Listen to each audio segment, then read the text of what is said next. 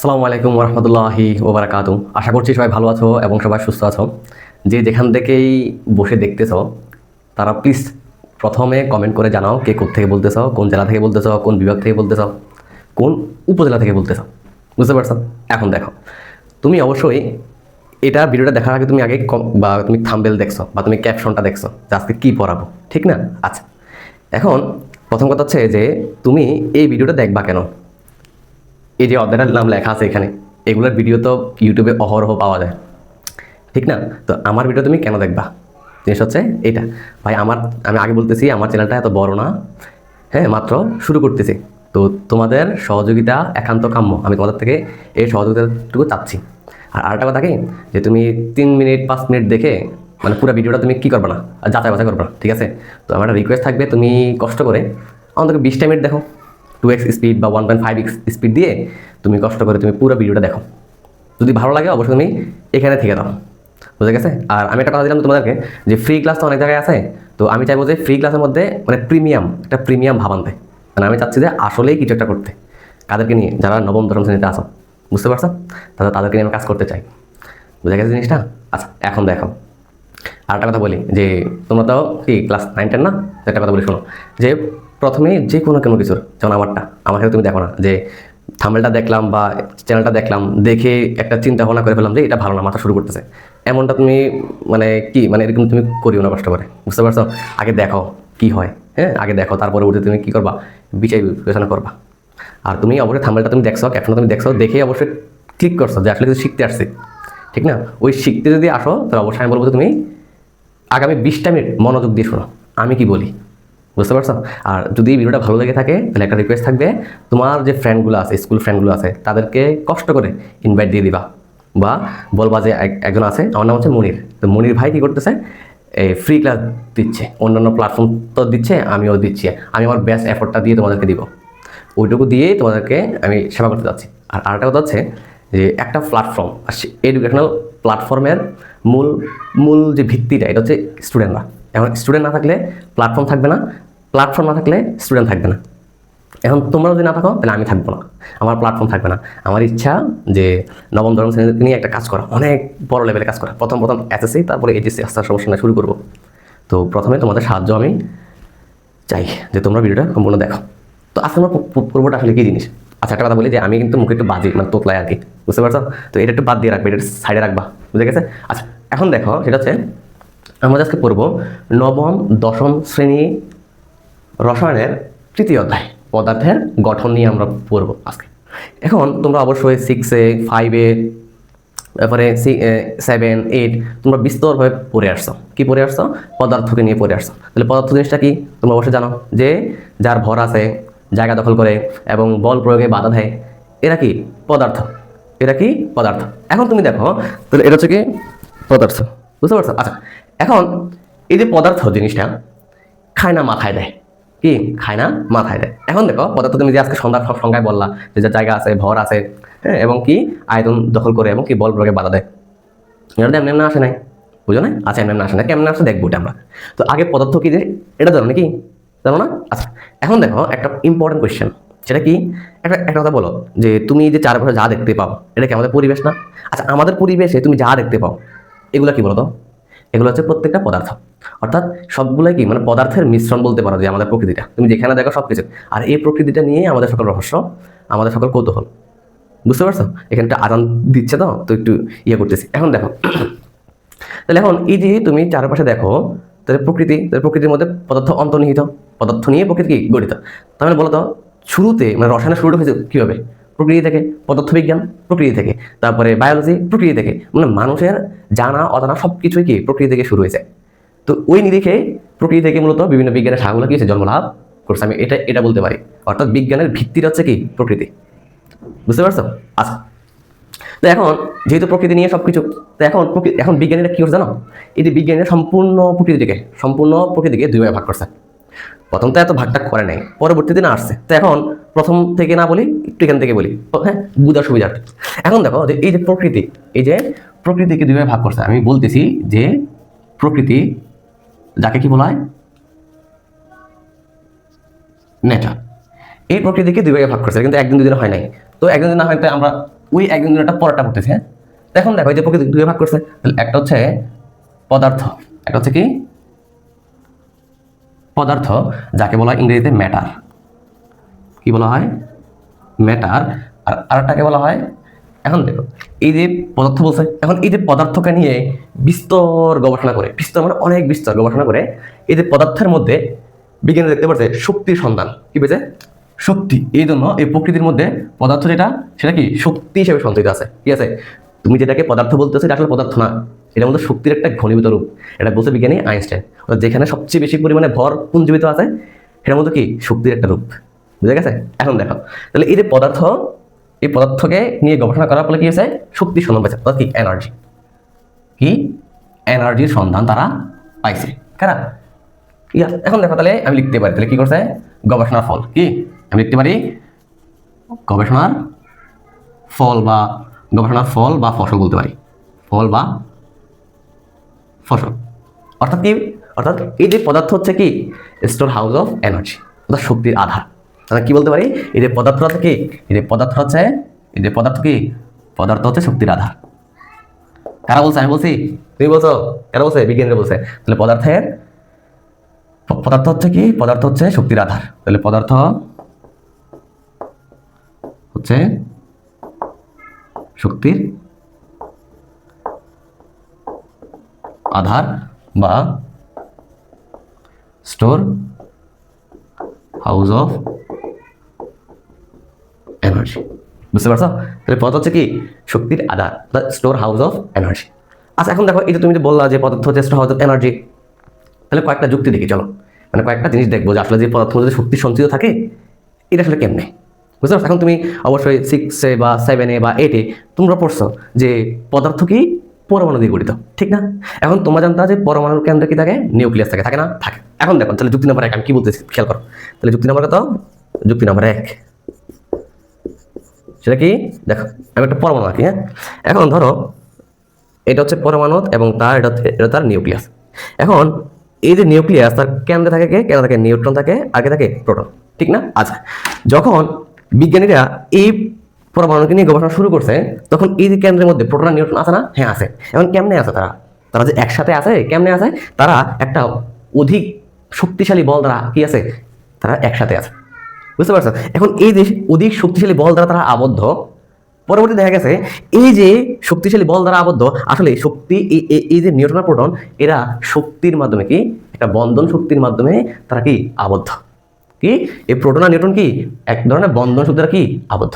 তার বল তো ঠিক আছে, কিন্তু এই বলটা কি মূলত শক্তি। এই বলটা কি মূলত কি শক্তি। অর্থাৎ এই যে নিউট্রন আর প্রোটন তারা যে একসাথে আছে না? হ্যাঁ একসাথে আছে। এই যে একসাথে থাকার ফলে তাদের মধ্যে কি একটা বন্ধন শক্তি লাগতেছে না? এইটাকে বলা হয়েছে নিউক্লিয়ার বন্ধন শক্তি। কি বলা হয়েছে এটাকে? এটাকে বলা হয়েছে নিউক্লিয়ার বন্ধন শক্তি।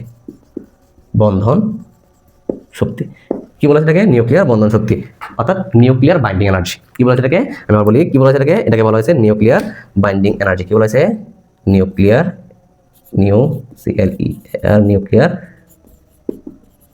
Binding energy. বুঝতে পারছো? এখন এই যে প্রোটন আর নিউট্রন তারা যে একটা বন্ধনের মধ্যে আবদ্ধ, যখন এই নিউক্লিয়াসকে ভাঙা হয় তখন এই নিউক্লিয়াস থেকে প্রচুর পরিমাণে কি হয়? শক্তি নির্গত হয়।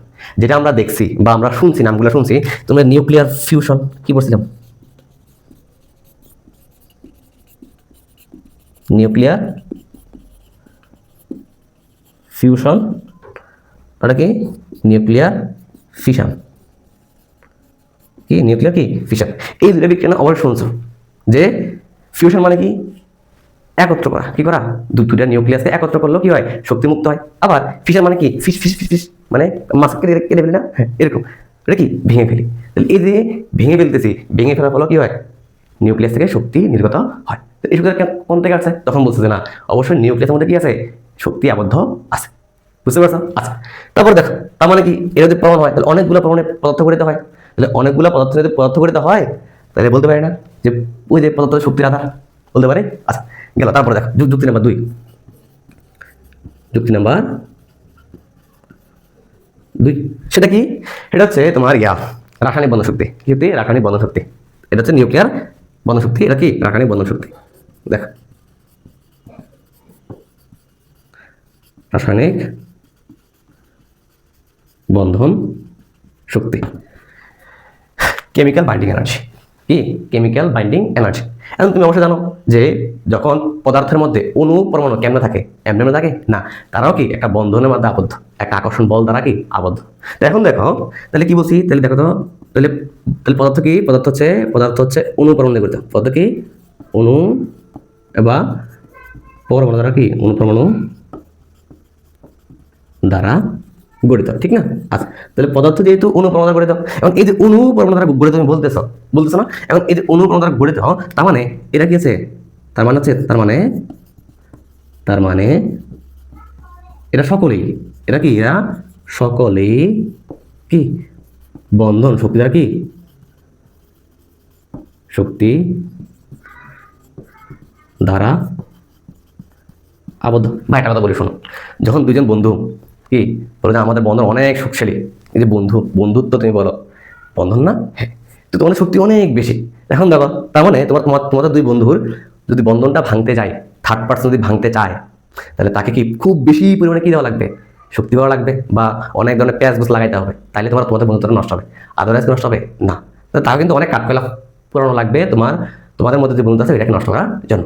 এখন এই যে বন্ধন তুমি কই পাবা, খাবারের মধ্যে, খাবার তুমি খাবার খাও না, বা তুমি এটা শিখছো ছোটবেলায় শিখছো, যেমন যখন খাবার খাই তখন সেই খাবারগুলো পেটে যায়, পেটে গিয়ে কি অক্সিজেন দ্বারা জারিত হয়ে কি হয়, অক্সিজেন জারিত হয়ে সেই খাবার থেকে আমরা শক্তি পাই। তুমি শক্তি কেমন আসছে, এই ব্যায়ামের মধ্যে আসছে, বুঝতে পারছো? এখন তুমি দেখো আমরা পানি খাই না, পানি খাই, আমি যে পানি খাই H2O, এখন তুমি এটা জানো, যেগুলো তুমি জানো এটা বলছে H2O। এখন এখানে যে হাইড্রোজেন বন্ধন, হাইড্রোজেন আর যে অক্সিজেন বন্ধন, হাইড্রোজেন আর যে অক্সিজেন বন্ধনটা, এই যে হাইড্রোজেন এই যে অক্সিজেন, এরা কি করছে, আবদ্ধ করে রাখছে না? আবার এই হাইড্রোজেন কি আবদ্ধ করে রাখছে না? তাহলে এখন দেখো তো এখানে হাইড্রোজেন কটা বন্ধন, দুইটা বন্ধন না? এখন দেখো তাহলে আমি লিখতে পারি দুইটা হাইড্রোজেন বন্ধন, হাইড্রোজেন আর অক্সিজেন বন্ধন, বারবার বলতেছি।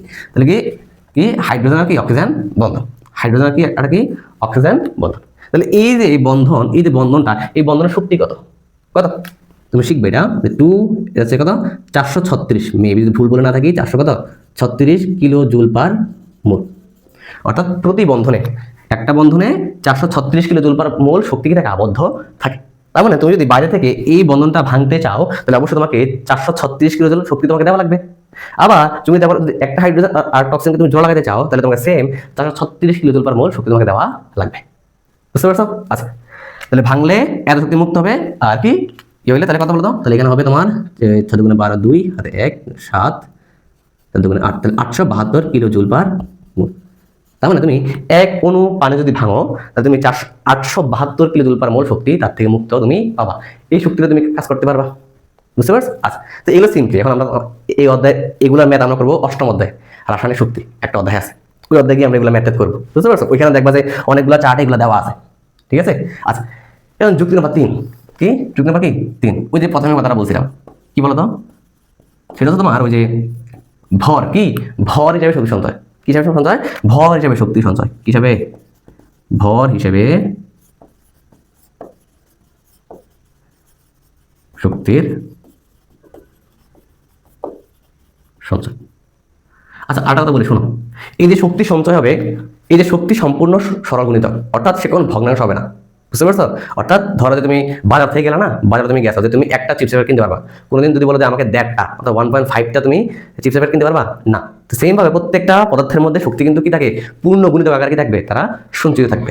এটা কে বলছে, এটা হচ্ছে বিজ্ঞানী আইনস্টাইন। কে বলছে এটা, কে বলছে, বিজ্ঞানী আইনস্টাইন। তো কি বলছো উনি, জাস্ট ওইটা বলতে দিই তোমাদেরকে, আর বিস্তর এগুলো পড়বা, এই যে উঠে তোমরা ভালো করে বুঝতে পারবে এগুলা, বুঝতে পারছো? এখন দেখো তাহলে ভর এর শক্তি সঞ্চয় কি বলছে, দেখো উনি বলছে যে যেখানে এটা কি ভর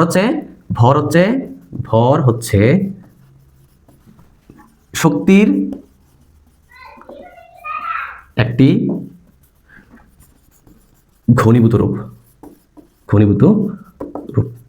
কিরূপ, ভর হচ্ছে শক্তি ঘনীভূত রূপ, অর্থাৎ যেখানে যত বেশি শক্তি হবে, যেখানে যত বেশি শক্তি জমা থাকবে, সেখানে তত বেশি কি ভর। কি বলছি, তাহলে আবার বলতে যে যেখানে শক্তি যত যেখানে শক্তি মানে এনার্জি, কি দ্বারা প্রকাশ করা, ঠিক আছে? আচ্ছা, শক্তি যেখানে যত বেশি, সেখানে কি ভরও কি তত বেশি। তাহলে এখন দেখো তুমি বলছো যেটাই ভর সেটা শক্তি, তার মানে ভরকে অবশ্যই শক্তিতে কনভার্ট করা যাবে, আবার শক্তিকে আবার ভরে কনভার্ট করা যাবে, যাবে কিনা? যাবে। এখন এই যে যাবে কটুক ভর কটুক ভর শক্তিতে কনভার্ট হবে, আবার কটুক ভর শক্তি থেকে ভরে কনভার্ট হবে। এটার একটা কি আছে? সমীকরণ আছে। এটা বলে ভর ত্রুটি। কি ত্রুটি? ভর ত্রুটি। আচ্ছা, তাহলে এটা আমি এই কথাটা ক্লিয়ার করে দেখো। তুমি এখানে যে পরমাণুর নিউক্লিয়াস তুমি আঁকছো না, এই যে নিউক্লিয়াসে প্রোটন নিউট্রন থাকে না? থাকে। এখন এই যে তুমি জানো যে ইলেকট্রনের ভর কত? 9.11 × 10⁻31 কেজি। আবার তুমি প্রোটনের ভর তুমি জানো 1.673 × 10⁻24 গ্রাম বা 27 কেজি। আবার নিউট্রন কত? 1.675 × 10⁻24 গ্রাম বা ইনভার্স 27 কেজি। ঠিক না? এখন তুমি দেখো, তোমাকে আমি একটা প্রোটন দিলাম, একটা নিউট্রন দিলাম। এখন বললাম যে দুটাকে মাপো। তো তুমি আলাদা করে মাইপা পেলা, ধরো মাইপা পেলা তুমি 50 গ্রাম, কত পেলা? ধরতে বলছি, তুমি মাইপা পেলা 50 গ্রাম। কিন্তু যখনই তুমি কি করলা, যে একটা পরমাণু নিউক্লিয়াস তুমি কি করলা, যখন তুমি কি করবা, এক করবা, একসাথে লাগাবা, তখন দেখা গেছে যে ওই যে 50 গ্রাম তুমি পাইছো আলাদা করে, যখন তারা একত্র হয় তখন দেখা গেছে যে তখন অবস্থায় যে ধরো যে 48 গ্রাম হয়েছে। কত গ্রাম হয়েছে? 48 গ্রাম হয়েছে। তাহলে বাকি যে 2 গ্রাম ওইটা গেল কই? ওইটুকু ভর হারাইছে, ওইটা হারায় নাই, ওইটা মূলত শক্তি হিসেবে কনভার্ট হয়ে গেছে। বুঝতে পারছো? আর ওই শক্তিটাই আমরা পাই। ওই শক্তিটা কি আমরা কি এই যে বলছি নিউক্লিয়ার ফিউশন আর ফিউশন এমনিই হয়। বুঝতে পারছো? এখন দেখো, তাহলে বলতে পারি এই যে সমীকরণটা কি বলতো? এই সমীকরণটা হচ্ছে ই ইকুয়াল টু বা ভর ত্রুটি কি বলা হয় সমীকরণ, বা ভর ত্রুটির সমীকরণ কি বলা হয়? ভর ত্রুটির সমীকরণ। ভর ত্রুটির সমীকরণ হচ্ছে E equal to mc square. বুঝতে পারছো? আচ্ছা, তার পরবর্তীতে যুক্তি নাম্বার 4 কত? 4 যুক্তি নাম্বার 4, সেটা কি? শক্তির মুক্তি বা বিকিরণ। কি? শক্তির মুক্তি বা বিকিরণ। কি বলছি? হচ্ছে শক্তির মুক্তি বা বিকিরণ। দেখো ভাই, তুমি তো বলছে যে ভর হচ্ছে মানে শক্তি যখন যেখানে সবচেয়ে বেশি থাকবে তখন এটা কি ভরের কি থাকবে? সঞ্চয় থাকবে, ঠিক না? আচ্ছা, এখন যদি একটা পদার্থের মধ্যে যদি সবচেয়ে বেশি পরিমাণে শক্তি কি থাকে? জমা থাকে, তখন তার মধ্যে কি থাকে? শক্তির স্টেবিলিটি হারায় যায়, অর্থাৎ শক্তির কি থাকে? স্থিতিশীলতা হারায় যায়। তখন কি করে? ওই পদার্থটা নিজ থেকে কি করে? শক্তি পরিবেশন মুক্ত করে দেয়। বুঝতে পারছো কি বলছি? বলছি হচ্ছে যে একটা পদার্থের মধ্যে যখন কি প্রচুর পরিমাণ শক্তি জমা থাকে, তখন ওই শক্তিটা কি থাকবে? ওই শক্তিটা তার মধ্যে কি থাকে না? স্টেবল থাকে না বা স্থিতিশীল থাকে না। তখন কি করে? ওই পদার্থ নিজে কি হয়? নিজেই কি পরিবেশে উন্মুক্ত করে দেয়। আর দেখো, যেহেতু নিজেই ছাড়তেছে, এটাকে বলা হয় তেজস্ক্রিয়তা। এটা কি হয়? এটা হচ্ছে মৌলের তেজস্ক্রিয়তা। এটা কি? মৌলের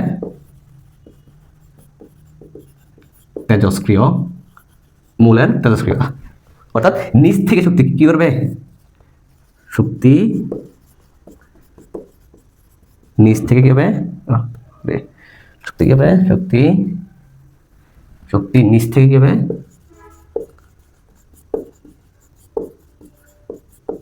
বিকৃত হবে। বুঝতে পারছো? যেমন কি?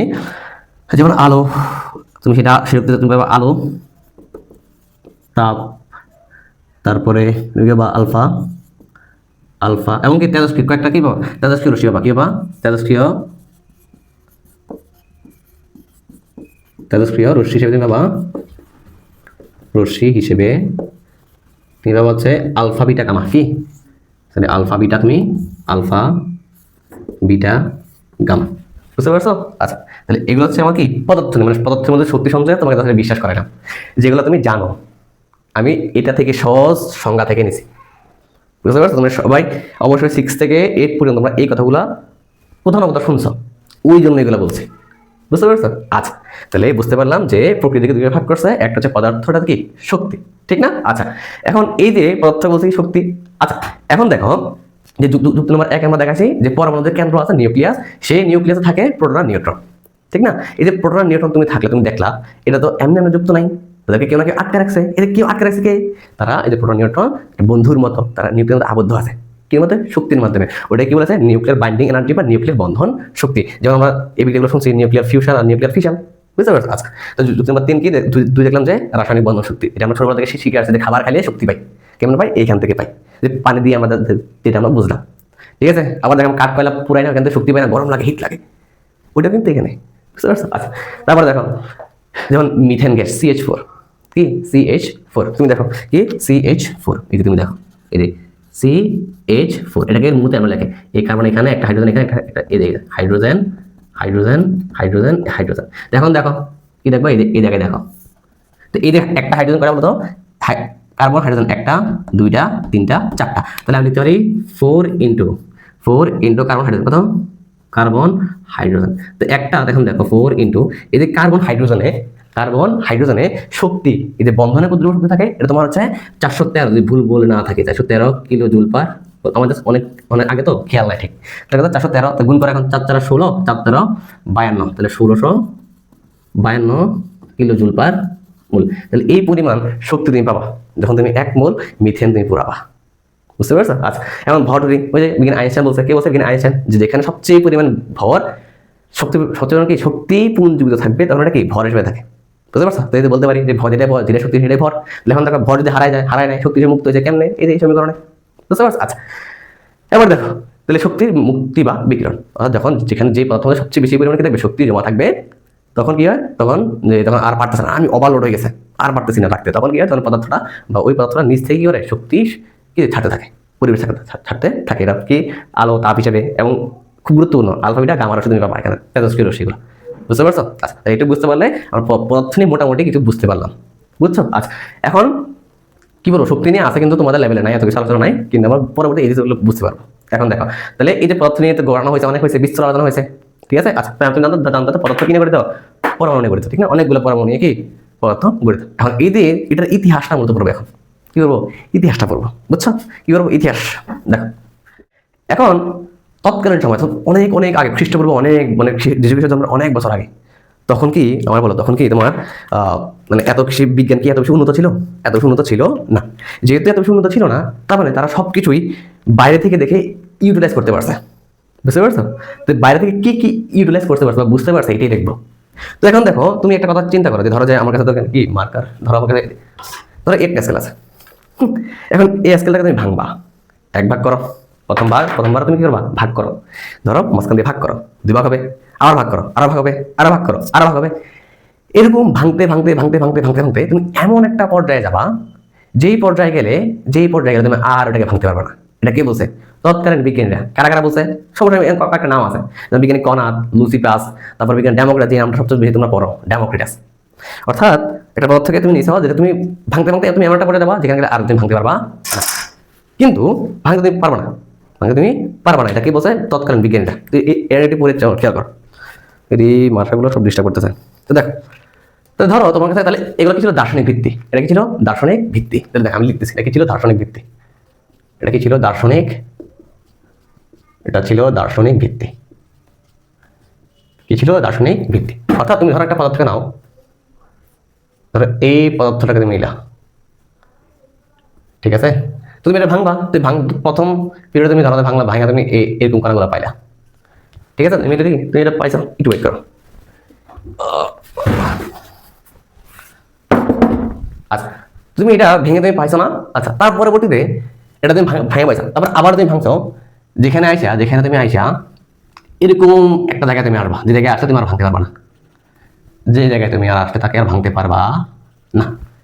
এই যে ভাঙতে পারবা না, এই জায়গাটার নামেই কারা সমসাময়িক বিজ্ঞান, তৎকালীন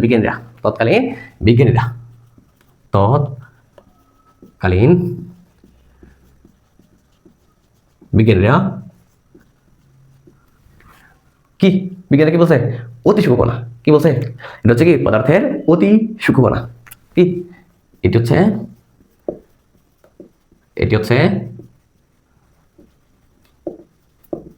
পদার্থের অতি ক্ষুদ্র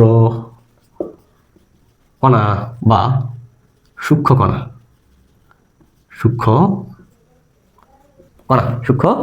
তো অনেক বিজ্ঞানী তো বলছে, এতগুলো নাম বলা দরকার নাই, তুমি যেগুলো মনে হবে এটা দেখো। তো 450 অব্দে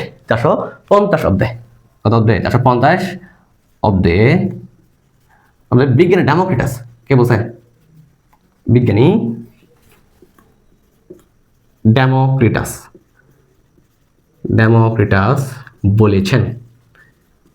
বলেছেন কি ওই কণাটা হচ্ছে পরমাণু। কি বা ডেমোক্রিটাস ওই কণার নাম দেন কি?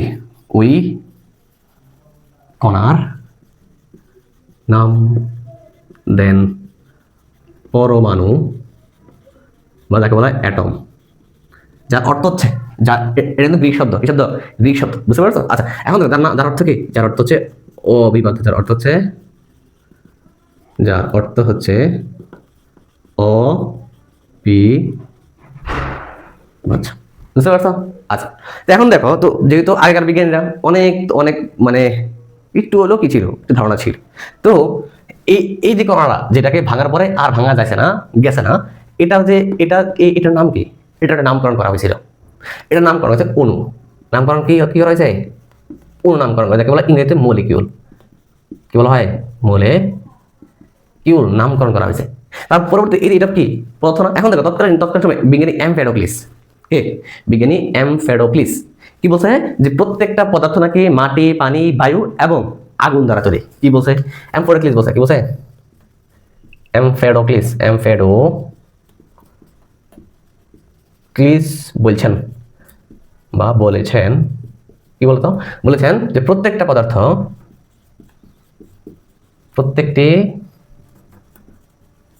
পদার্থ মাটি,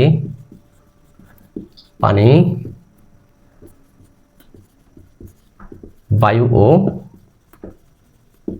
আগুন দ্বারা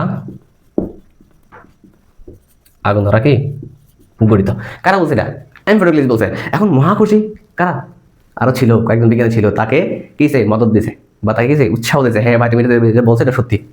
এটা কি? বিজ্ঞানী প্লেটো আর এরিস্টটল। কে? বিজ্ঞানী প্লেটো আর এরিস্টটল বলছে যে, কি বলছে? হ্যাঁ আসলেই এটা সত্যি কথা, জনগণ তুমি মেনে নাও, এটা সত্যি কথা। এবং যতটুকু করা দরকার আমার মানুষের কাছে পৌঁছায় দেওয়ার দায়িত্ব আছে না, এই পৌঁছায় দেওয়ার দায়িত্ব করছে কে? দায়িত্ব পালন করছে এরিস্টটল আর প্লেটো। বুঝতে পারছো? তাহলে তার এই মতবাদটা, তার কথাটা কি সম্প্রসারণ করছে? এই কথা কি করছে? এই কথার সম্প্রসারণ ঘটায়। সম্প্রসারণ ঘটায় হচ্ছে আমাদের এরিস্টটল বা এরিস্টটল। হ্যাঁ, এরিস্টটল, যার প্রত্যেকটা মানে পা সবখানে আছে, এটা বুঝতে পারবো। এরিস্টটল ও প্লেটো, বুঝছো? এখন কে কার স্টুডেন্ট ছিল এটা মনে নাই, মানে প্লেটো, এরিস্টটলের শিক্ষার্থী মানে প্লেটো ছিল, বুঝতে পারছো? আচ্ছা, প্লেটোর শিক্ষক মানে ডেমোক্রিটাস ছিল মেবি, ঠিক খেয়াল নেই, একটু দেখি আসলে এই তিনজনের মধ্যে একটা কি সম্পর্ক আছে, এরিস্টটল, প্লেটো আর ডেমোক্রিটাস, বুঝতে পারছো? এখন দেখো, এটা তো বলছে, এখন তারা এই সময় বলছে, কোন সময়? এই সময় এর সঙ্গে সেম সময় ছিল। তো এই যে 450 সালে যখন ডেমোক্রেট বলছে ওই গণনা পরমাণু তাকে ভাঙা যাবে না, তার এই কথাটা দ্বিমত পোষণ করছে। কি করছে? দ্বিমত পোষণ করছে যে না হ্যাঁ কইছে তো, কিন্তু না হইতো না, তুমি একটা পরমাণুকে বা একটা পদার্থ তুমি ভাঙতে চাইলে তুমি অসীম পর্যন্ত ভাঙতে পারবা, মানে তোমার ইচ্ছা, তোমার যদি ইচ্ছা যদি হয় যে তুমি 100 বার ভাঙবা, তুমি ভাঙতে পারবা, তুমি ভাঙতে থাকবা, তুমি ভাঙতে পারবা। আর তিনি বলছে কি, না এর দূর আটকায় থাকুন যাইতো না, এটা আরো ভাঙন যাইব, বুঝছো? আরো ভাঙন যাবো করতো, আরো বেশি ভাঙন যাবো, তোমার ইচ্ছা কি তোমার ইচ্ছা, তোমার যদি ইচ্ছা হয় আরো ভাঙতে পারো, তুমি ভাঙতে পারবা, বুঝছো? এটা বুঝছে। হ্যাঁ, এখন দেখো, যদি ভাঙতে পারবা তো ভাঙো। তাহলে এখন এই জন্য বলছে, কি করছে? তাহলে এটা দ্বিমত কি, এর ঘোর বিরোধিতা করেন। কি করছে? বাট, এটা বড় করে লিখতেছে, এখান থেকে লিখতেছি বাট এর ঘোর বিরোধিতা, মানে ঘোর মানে পুরাই ঘোর, মানে কি কই যায় ওই হইতো না, ঘোর বিরোধিতা করেন যে, এই বলে যে, কি বলে? এই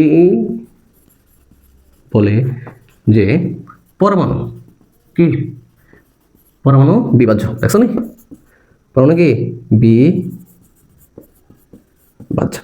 বুঝছো নি? অর্থাৎ তুমি কি পরমাণুকে তুমি অসীম পর্যন্ত ভাঙতে পারবা, মানে একটা পদার্থকে তুমি চাইলে, মানে তুমি চাইলে লিখতেছি নোট, মানে এটা আমি বলতে চাই, তুমি চাইলে লিখে দিচ্ছি, তুমি চাইলে, একটা গান মনে পড়ে গেছে, হ্যাঁ, তুমি চাইলে পদার্থকে পদার্থকে তুমি চাইলে পদার্থকে অসীম পর্যন্ত ভাঙতে পারবা, অসীম পর্যন্ত, হ্যাঁ, অসীম পর্যন্ত ভাঙতে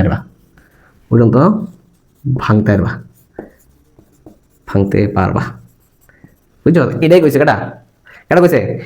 এই যে প্লেটো আর এরিস্টটল, দুইজন বিজ্ঞানী, বুঝছো? ওরা কিন্তু এই বিজ্ঞানী এরা সাংঘাতিক বিজ্ঞানী, এরা অনেক পাওয়ারফুল ছিল, বুঝছো? অনেক পাওয়ারফুল, যার কারণে এই কথাটা, এই যে পরমাণু বিভাজ্য অবিভাজ্য ভাঙা যাবে না, এই কথাটা কিন্তু প্রায় 2000 বছর যাবত, কয় হাজার বছর যাবত, মানে এরপরে আর কেউ কথাটা কয় নাই, কয় হাজার বছর? প্রায় 2000 বছর যাবত কি করে? 2000 বছর পর, কয় হাজার বছর পর? 2000 বছর পর, 2000, যার তৎপরতায়, যার কারণে কি, যার কারণে 2000 বছর থেকে পরমাণু নিয়ে কথা, পরমাণু নিয়ে কি কথা বলা বন্ধ থাকে, কথা বলা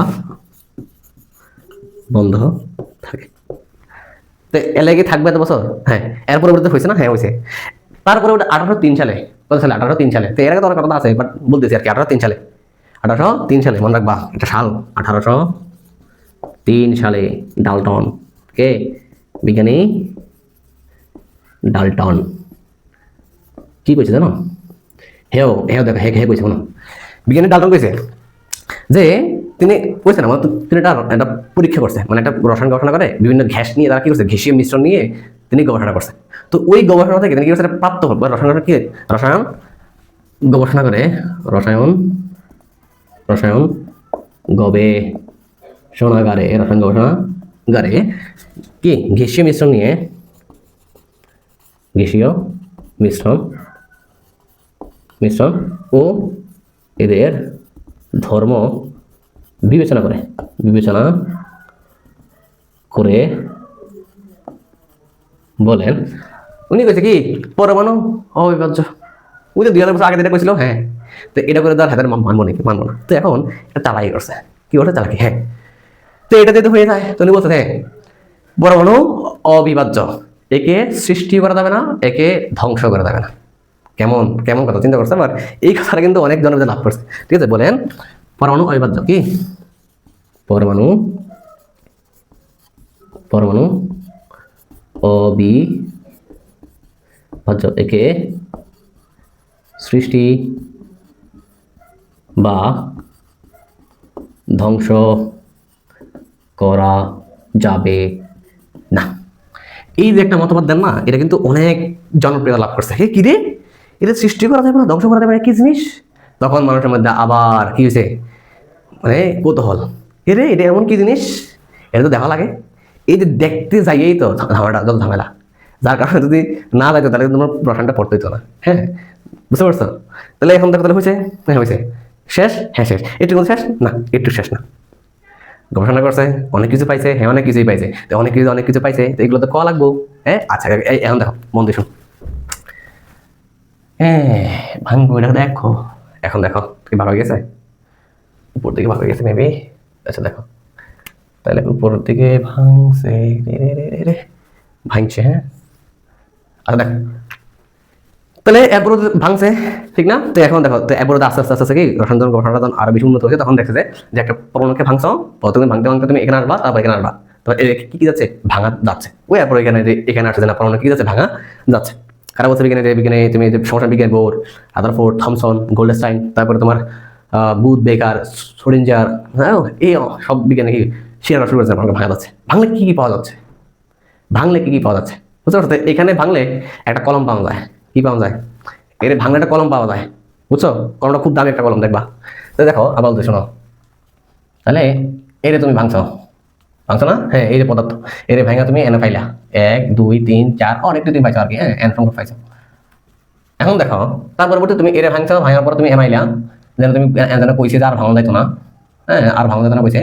তো কইছে বুঝলাম, এটা ছিল পরমাণু, এটা ছিল কি পদার্থ, এটা কি ছিল পদার্থ, এটা ছিল অণু, এটা ছিল পরমাণু, বুঝছো? এটা হচ্ছে ম্যাটার, এটা হচ্ছে মলিকিউল, এটা হচ্ছে অ্যাটম। এটা কি অ্যাটম। আচ্ছা, এখন এটা তো ভাঙছে না, অনেক কাল, অনেক বছর পরে ভাঙছে। তো আমি লিখি যে কতকাল পরে, কি কতকাল পরে,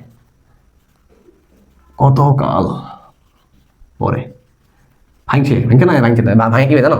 এ পাইছে যে স্থায়ী এবং অস্থায়ী কণিকা পাইছে, কি হয়েছে, স্থায়ী ও অস্থায়ী কণিকা পাইছে,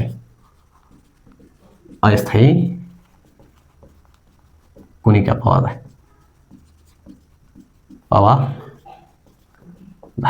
ঠিক আছে? এটা কি, এটা ভাঙছে না, এটা ভাঙছে, তাহলে কি পরমাণু বিভাজ্য। পরমাণু কি পরমাণু বি আচ্ছা এটা কারা কারা মিলে নেন এটা মিলে নেয় কারা কারা হ্যাঁ মিলে নেয় তাহলে কি এটা সমসাময়িক বিজ্ঞানে বলছে সমসাময়িক বিজ্ঞানীরা মানে এর 1803 সালের পর থেকে যে বিজ্ঞানীর নাম তুমি শুনবা হেডি হয়েছে কি হেডি হ্যাঁ বিজ্ঞানীরা দেখো মানে ওদের মাথাটা বা ওদের চোখের যে অন্তরের যে দেখাগুলা অনেক ভিন্ন না মানুষের থেকে অনেক ভিন্ন তো এই ভিন্নতার কারণে মধ্যে মানে পৃথিবীটা সুন্দর বুঝছো আর দেখো তাহলে বিভাজ্য তাহলে এই অস্থায়ী পাওয়া যায় আচ্ছা এখন এখান থেকেই তাহলে তাহলে এখন একটা প্রশ্ন আসে যে পরমাণু অবিভাজ্য কে বলছে বিজ্ঞান ডেমোক্রেট বলছে যদি পরমাণু বিভাজ্য কে বলছে পরমাণু বিভাজ্য এই দেশটা বলছে প্লেটো বলছে আমার একটা প্রশ্ন আসতে পারে ডেমোক্রিটাসের মতবাদের ঘোর বিরোধিতা করছেন কে এই দুজন হ্যাঁ আবার আসতে পারে ঠিক জানো যে ঘেঁষি মিশ্রণের মাধ্যমে কে বলছে যে পরমাণু অবিভাজ্য বিজ্ঞানী ডাল্টন কার মতবাদ যে পরমাণু অবিভাজ্য সৃষ্টি ধ্বংস করা যাবে না বিজ্ঞানী ডাল্টন কত সালে 1803 সালে তো এইসব আসতে পারে বুঝছো আচ্ছা এখন দেখো তো এটা গেল না একটু গেল তো বুঝলো না এখন দেখো তো এখান থেকে আরো কথা আছে মৌলিক পদার্থ জৈব পদার্থ পড়া নাই হ্যাঁ পড়ছো ওইখানে অনেক কথা আছে যে কথাগুলো কি শুনো যে ধরো কেস 1 কি কেস 01 এটা কি দেখো এই যে একটা পদার্থ তোমার কাছে আছে পদার্থ তোমার কাছে কি আছে না আছে তাহলে এই যে পদার্থ তোমার কাছে আছে তুমি এটা ভাঙবা হ্যাঁ ভাঙবা আচ্ছা এই তুমি ভাঙছো তুমি এখানে কি পাইছো এখানে তুমি পাইছো কয়েকটা অণু পাইছো ঠিক আছে বড় বড় কণা পাইছো এটার নাম কি অণু মজার বিষয় হচ্ছে যখন তুমি এই অণুটাকে ভাঙছো এটাকে যখন তুমি ভাঙছো তখন দেখা গেছে যে সবসময় গেলে একটা মানে একই রকম কণা পাচ্ছে কি পাচ্ছি একই রকম কণা তুমি পাচ্ছ কি পাচ্ছি একই রকম কণা পাচ্ছি কি পাচ্ছি একই রকম পরমাণু আর কি পাচ্ছি সেম পরমাণু কি পাচ্ছি সেম পরমাণু তুমি পাচ্ছ বুঝতে পারছো কি পাচ্ছ এটা ভাঙছি সেম পরমাণু এটা কি পরমাণু নাকি তুমি সেম পাচ্ছ কি পাচ্ছ সেম অ্যাটম তুমি পাচ্ছ এরে ভাঙা তুমি এরে বাবা এদিকে আমি না যাই এখন দেখো যেহেতু এরে ভাঙার ফলে তুমি এরে তুমি পাচ্ছ না পাচ্ছ কি না পাচ্ছ যেহেতু একই রকম পরমাণু তুমি পাচ্ছ সেম পরমাণু পাচ্ছ তার মানে এই যে পদার্থ তুমি নিছ এই যে তুমি পদার্থ নিছ এই পদার্থের নামকরণ করা হয়েছে মৌলিক পদার্থ কি নামকরণ করা হয়েছে কি মৌলিক পদার্থ বুঝতে পারছো বা একে একটা নাম দেওয়া হয়েছে মৌল কি মৌল বা এলিমেন্ট বুঝছো যেমন উদাহরণ দিয়ে চলো যেমন তুমি দেখো যে যেমন হাইড্রোজেনকে ভাঙো হাইড্রোজেন পাচ্ছ অক্সিজেনকে ভাঙো অক্সিজেন পাবা তারপর তুমি নাইট্রোজেনকে ভাঙো নাইট্রোজেন পাবা তারপর ফ্লোরিনকে ভাঙো ফ্লোরিন পাবা খাঁটি স্বর্ণকে ভাঙো খাঁটি স্বর্ণ পাবা খাঁটি স্বর্ণ রূপা তামা আরো অনেক কিছু আছে খাঁটি বাংলা ওইটা পাচ্ছ তো এটা মৌলিক পদার্থ তুমি পড়ছো না যে সেগুলো পদার্থকে বাংলায় ওই সব পদার্থ অন্য কোনো পদার্থ পাওয়া যায় না একে বলে মৌলিক পদার্থ বলে হ্যাঁ আর ওটার নাম কি মৌল রসায়নের ভাষায় দেখে বলা কি মৌল না বলি রসায়নের ভাষায় মৌলিক পদার্থকে মৌল বলা হয় বুঝছো এটা মাথায় ঢুকে রাখো অর্থাৎ 4 কি কিন্তু অনেক প্যাচ লাগবে অর্থাৎ 3 কিন্তু অনেক প্যাচ আছে বুঝবা এবার দেখো তাহলে আমি বলতে পারি এটা কি একই কণার সমষ্টি না হ্যাঁ একই কণার সমষ্টি আছে দেখ তারপর কেস 2 কেস 02 এখন দেখো সেম ওই পদার্থটা নিলা সরি 18 নিলা হ্যাঁ এখন তুমি দেখো এরে ভাঙছ এই পাইছ হ্যাঁ এরে ভাঙছ বাপরে বাপ এরে ভাঙছ বাট ডিফারেন্ট অ্যাটম পাচ্ছ কি পাচ্ছ আচ্ছা এতজন আগে কি এখানে দিচ্ছি কি লাগছে ডিফারেন্ট অ্যাটম ডিফারেন্ট অ্যাটম পাচ্ছ হ্যাঁ এই ডিফারেন্ট অ্যাটম তুমি পাচ্ছ যার কারণে আচ্ছা একটা ফাঁকা লিখি হ্যাঁ এটা হচ্ছে যেহেতু আমার কথায় কোনো ইয়া নাই স্মার্ট বোর্ড নাই এটা আঁকে হচ্ছে স্মার্ট বোর্ড থাকলে ভালো করে পড়াতে পারতাম তো স্মার্ট আসবে যদি তোমরা সহায়তা করো তোমরা থাকো একসাথে থাকো তাহলে বুঝতে পারবা হোয়াইট বোর্ডের মজা আলাদা দেখবা বুঝছো তো এগুলো কিন্তু স্লাইড তোমার ছবি রাখবো আমি ছবি তোমাদেরকে দিয়ে দিব তাহলে এটা তোমার কি পদার্থ এটা ভাঙছ দেখা যাচ্ছে ডিফারেন্ট অ্যাটম তুমি পাচ্ছ আরে ব্যাপারটা কি যেহেতু তুমি ডিফারেন্ট অ্যাটম তুমি পাচ্ছ তার মানে এই পদার্থটা ভিন্ন রকম পদার্থ দ্বারা করে দিয়েছে মানে প্রদান করে দিয়েছে তার মানে এই নামকরণ কি করা যায় নামকরণ করা হয়েছে তোমার কি জানো যৌগিক পদার্থ কি যৌগিক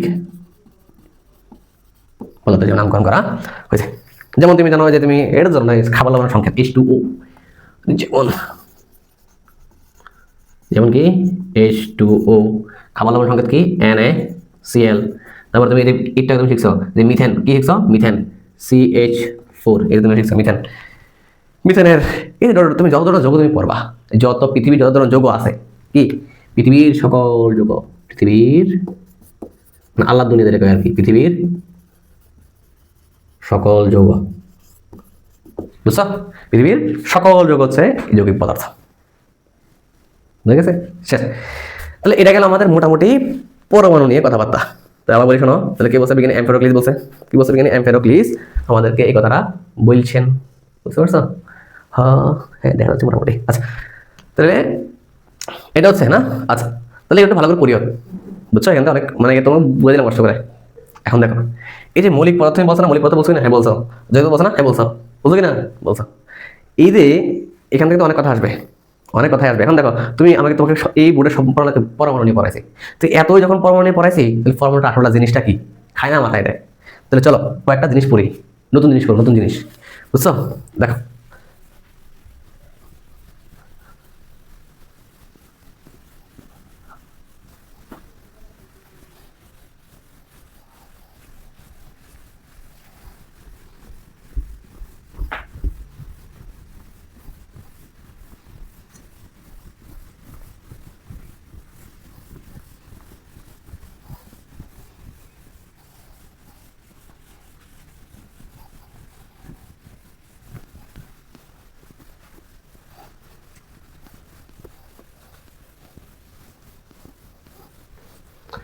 আচ্ছা এখন তো কয়েকটা কি বিশেষ বিশেষ টার্ম পড়বো, মানে কি যেগুলো শব্দ করবো তোমার আমাদের পরমাণু, কি পড়বো? পরমাণু যাকে বলে অ্যাটম, কি বলা হয়? অ্যাটম, পরমাণু। এই যে পরমাণুটা কি? পরমাণু হচ্ছে মৌলিক পদার্থের ক্ষুদ্রতম কণা, কি মৌলিক পদার্থের ক্ষুদ্রতম কণা, যার কি নাই স্বাধীন কোনো অস্তিত্ব নাই। তুমি বলো তো এই যে এখানে ক্ষুদ্র ক্ষুদ্র কণা পাইছিলে, এখানে খুব ক্ষুদ্র ক্ষুদ্র, তুমি কি প্রকৃতি তুমি পাবাই রে? পুরোদিন কি পাওয়া সম্ভব রে? পাওয়া সম্ভব না, অর্থাৎ প্রকৃতিতে তার অস্তিত্ব নাই, কি নাই অস্তিত্ব নাই। বলছে কি পরমাণু কি মৌলিক পদার্থের ক্ষুদ্রতম কণা, মৌলিক পদার্থের কি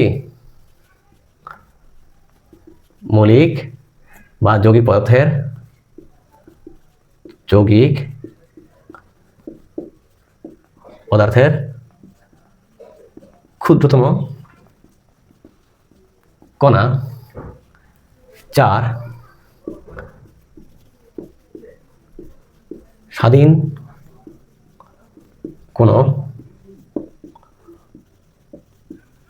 অস্তিত্ব নেই, কি নেই? স্বাধীন কোনো অস্তিত্ব নেই। এবং এটা ওই মৌলের কি পদার্থের ক্ষুদ্রতম কণা, যার স্বাধীন কোনো অস্তিত্ব নেই, যা ওই পদার্থটির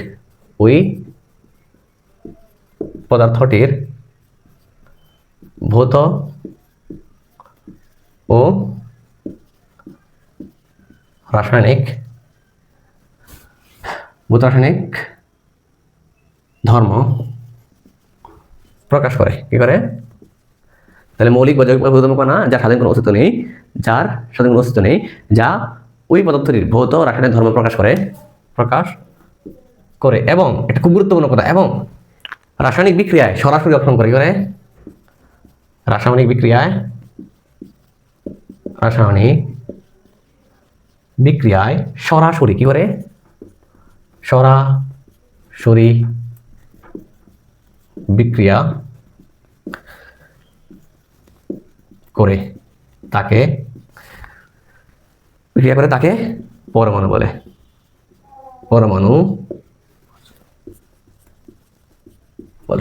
কি বলে? তাকে পরমাণু বলে, বুঝতে পারছো? তাহলে দেখো তো এটা কি স্বাধীনভাবে পাওয়া যাচ্ছে না, যাচ্ছে এখন তো, যেমন তুমি বলো, যেমন তুমি সিঙ্গেল কি হাইড্রোজেন পরমাণু, লিথিয়াম পরমাণু, lithium, beryllium, boron, carbon, nitrogen, oxygen, fluorine, 118টা যেমন পড়ছো না, 118টা তুমি যাই পড়ছো, ইটিসি, এটা কারিয়ারে অনেক লাগবে, এখানে ইটিসি অনেকগুলো আছে, বুঝছো? আচ্ছা তাহলে এটা হচ্ছে পরমাণুর মূলত সংজ্ঞা, বুঝছো? আচ্ছা এখন বলবো মৌল, কি বলবো মৌল পড়বো এখন। এখন দেখো কি পড়বো মৌল, কি পড়বো মৌল বা মৌলিক পদার্থ, কি বলা হয় মৌলিক পদার্থ, বুঝছো? এখন দেখো বাইরে গুলো এলিমেন্ট, তাহলে কি বলতো যে পদার্থকে রাসায়নিকভাবে ভাঙলে, যে পদার্থ রাসায়নিকভাবে ভাঙলে ওই সময় পদার্থ অন্য কোনো পদার্থ পাওয়া যায় না, এগুলো তাহলে কি সংখ্যাটা কি, সংখ্যাটা হবে যে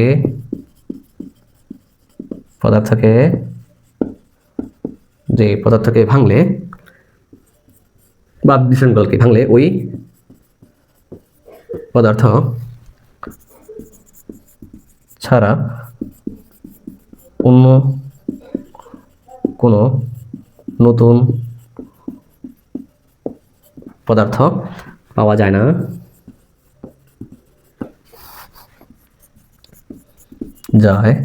না, তাকে মৌল বা মৌলিক পদার্থ বলে। কি বলে মৌল মৌলিক পদার্থ বলে, বুঝতে পারছো? এখন দেখো মৌলিক মৌলিক পদার্থ বলে। এখন দেখো এই যে খুব গুরুত্বপূর্ণ কথা আছে এখানে, এই যে মৌল বা মৌলটাকে যে সংক্ষিপ্ত তুমি আগে প্রকাশ করবে না, করবা কিনা করবা, এই যে মৌলের সংক্ষিপ্ত প্রকাশকে কি বলছি, নোট খুব ভেরি ভেরি ইম্পর্টেন্ট, কি মৌলের সংক্ষিপ্ত প্রকাশকে প্রতীক বলে, কি বলে প্রতীক বলে। এখন একটা কথা বলো, যেহেতু ওই পদার্থকে ভাঙলে অন্য কোনো পদার্থ তুমি পাইতেছো না, তার মানে হচ্ছে এগুলো হচ্ছে একই কণার সমষ্টি, কি কি কি একই কণার সমষ্টি, মন দিয়ে শুনবা, এটা কি একই কণার সমষ্টি, কি একক কণার সমষ্টি, একক কণার সমষ্টি, এছাড়া কিছু না, কি এছাড়া কি আর কিছু? তুমি যখন ওই যে মৌলিক পদার্থ, ওই যে অণু পাইছো, এটা মৌলিক অণু, কি অণু মৌলিক অণু, আবার তুমি ওই যে যৌগিক পদার্থের ক্ষেত্রে তুমি যে অণুটা পাইছিলে এটা কি যৌগিক অণু। এখন এখানে তুমি যে পাইছিলে এটা কি মৌলিক অণু পাইছিল, কি পাইছে মৌলিক অণু পাইছে, মৌলিক অণু পাইছে। এখন দেখো এই যে একক কণার সমষ্টি কথা হচ্ছে এখানে কয়টা কণার সমষ্টি, একটা মৌল তুমি বলতে পারবা কতগুলো কণার সমষ্টি বলে, বুঝতে পারছো? কতগুলো কণার সমষ্টি জানো? এটা হচ্ছে 6.023 ইন্টু 10⁻23টি কণার সমষ্টি, কি কণার সমষ্টি, কণার সমষ্টি। এখন দেখো এই যে একটা সংখ্যা তুমি বলছো না, এই যে সংখ্যাটা এতগুলো সংখ্যা সমষ্টি হচ্ছে একটা মৌল, এক মৌল বা এক মৌল বলা হয়। দেখো মৌল জিনিস যে কথা, মৌল কিন্তু এক কথা না, কিন্তু মৌল হইতে হইলে তুমি একটা পদার্থ সোডিয়াম মৌল বলবা, সোডিয়াম মৌল তুমি বলবা, তো বলতে হইলে মূলত এতগুলা পরমাণু হওয়া লাগবে, সোডিয়াম এতগুলো পরমাণু হইলে যেটা যতটুকু পাইবা তুমি ওইটা তো সোডিয়াম মৌল, বা কম পাইলে হ্যাঁ কম পাইলেও মৌল হবে, কিন্তু হচ্ছে যে এক্স্যাক্টলি কত, এত এক্স্যাক্টলি কত, এত। এখন দেখো এই যে এতগুলো কণা সমষ্টি না, এখন দেখো এই যে এতগুলা কণা যে তুমি ভর পাবা, এটা অনেক ছোট্ট ছোট্ট ছিল না, ছোট্ট ছোট্ট ছিল, এই যে ছোট্ট ছোট্ট যেহেতু ছিল এগুলোকে অনেক বড়, এতগুলোকে একসাথে করলে একটা বড় একটা সংখ্যা, একটা বড় একটা জিনিস পাওয়া যাবে, যাবে কি না যাবে, যদি পাওয়া যায় ওইটাকে বলা হয় মোলার ভর, কি বলা হয়, ওগুলো একটা ভর আছে না, নাই প্রত্যেকটা ভর থাকবে না, থাকবে তো, তো ওই যে এতগুলার পরমাণুর মোট ভর হচ্ছে কি মোলার ভর, কি বলা হয় মোলার ভর। আর এই যে সংখ্যাটাকে বলা হয় এক মোল, কি বলা হয়, এই যে এত হচ্ছে 6.023 ইন্টু 10⁻23, এটা হচ্ছে নাম্বার অফ অ্যাভোগাড্রো বলা হয়, যাকে বলা এক মোল, কি বলা হয় এক মোল। আর এক মোল পরিমাণ যেটাই হবে এটা হচ্ছে মোলার ভর। যেমন আমাকে যদি এতগুলা মণি নাও, মণির যদি এতগুলা নাও, আমার যে ভরটা পাবা এটা হচ্ছে মোলার মণির, ঠিক আছে? ধরো তুমি যদি এতগুলা মার্কার নাও, মোলার মার্কারের ভর, ঠিক আছে, মোলার মণিরের ভর, বুঝতে পারছো? তাহলে কি পাবো যে মোলার ভর, এটা কি মোলার ভর, এতগুলা পরমাণু যদি ভর কাউন্ট করা হয় তাহলে কি বাবা মোলার ভর। তাহলে এতগুলা পরমাণু কি একত্রে পাওয়া, কি একত্রে ভরের সমস্যা, একত্রিত ভরকে বলা কি একত্রিত ভরকে মোলার ভর বলে, বুঝছো? কি বলে মোলার ভর বলা হয়ে থাকে। এখন দেখো এই যে মৌলের সংক্ষিপ্ত রূপকে প্রকার বলে, যেমন যেমন যেমন যেমন যেমন তুমি দেখো, যেমন হচ্ছে যে বললাম যে সোডিয়াম মৌল, তার মানে জানো এখানে সোডিয়াম কত গ্রাম জানো, 23 গ্রাম, কত গ্রাম 23 গ্রাম। তোমার বললাম যে সোডিয়াম লবণ, কি বললাম যে তোমার ক্লোরিন Cl2, ক্লোরিন মৌল, মৌল, তার মানে এর ভর তুমি জানো, সেটা হচ্ছে 35.5 গ্রাম। বুঝছো? আবার তুমি যদি ম্যাগনেসিয়াম নাও, ম্যাগনেসিয়াম নাও ইচ্ছা, ম্যাগনেসিয়াম মৌল, দেখো মৌল না কিন্তু, হ্যাঁ মৌল, এটা তোমার কথা, এটা হচ্ছে 24 গ্রাম। ঠিক আছে, এখন দেখো মন দিয়ে শোনো, 24 গ্রাম, তার মানে এতগুলা পরমাণু, যদি এতগুলা ম্যাগনেসিয়াম পরমাণু নাও, তার মানে তুমি এত গ্রাম পাবা। আর এত গ্রাম কি? 1 মোল। এত গ্রাম কি? 1 মোল। আমরা দেখবো এই অর্ধ সব কিছু আছে, আগে থেকে একটু ক্লিয়ার করে নিচ্ছি। সেম তুমি সোডিয়াম মৌল না, এখন দেখো সোডিয়াম তুমি এতগুলো নাও, সোডিয়াম পরমাণু ভরা আছে না, এখানে পরমাণু আছে নাকি, পরমাণু ভরা অনেক ক্ষুদ্র, তো এতগুলো পরমাণু নাও, কি সোডিয়াম নাও, নিয়ে ভরগুলোকে যোগ করো, করার পরে তুমি পাবা 23 গ্রাম, 23 সামথিং সেক্টর আসবে, এখন 23 গ্রাম তুমি পাইলা। এই 23 গ্রাম কতগুলো? এতগুলা সোডিয়াম পরমাণু না, সোডিয়াম পরমাণু। এখন সোডিয়াম পরমাণু যদি হয়, তাহলে দেখো এটা কি 1 মোল না? তো তোমরা যদি বলে যে 1 মোল, মৌল না, দেখো মোল হচ্ছে এক জিনিস, মোল কিন্তু আরেক জিনিস। মোল হচ্ছে এই সংখ্যাটা, আর মোল হচ্ছে পরমাণুটাকে, বুঝতে পারছো? আর বলতেছি মোল হচ্ছে সংখ্যাটা, আর মোল হচ্ছে ওই পরমাণুটা, ওই পরমাণু সমষ্টিটা, বুঝছো? এখন দেখো তোমাকে বলে যে সোডিয়াম মৌলের ভর কত? 23 গ্রাম, ম্যাগনেসিয়াম মৌলের ভর কত? 24 গ্রাম, ক্লোরিন মৌলের ভর কত? 35.5 গ্রাম, বুঝছো? হ্যাঁ, আচ্ছা। এখন দেখো তার পরবর্তীতে, এখন যেহেতু মৌলের সংক্ষিপ্ত প্রকাশকে বলা হয় প্রতীক বলা হয়, এখন দেখো, এখন এই যে প্রতীক বলা হয়েছে, যে প্রতীক অনেক সময় দেখো ইংরেজি অক্ষর হইতে পারে, ল্যাটিন অক্ষরও কি হইতে পারে। এখন দেখো এই যে লেখাটা কেমনে, মূলত লেখাটা কেমন, প্রতীক লেখার নিয়ম কি? কি প্রতীক লেখার নিয়মটা কি? প্রতীক লেখার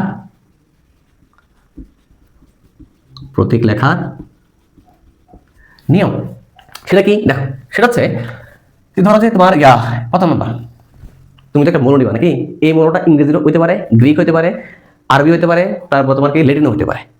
তো এই যে ল্যাটিন নামের সংক্ষিপ্ত প্রকাশকে কি বলা হয়? সংক্ষিপ্ত যে তুমি নামটা নিবা, এটা কি? প্রতীক।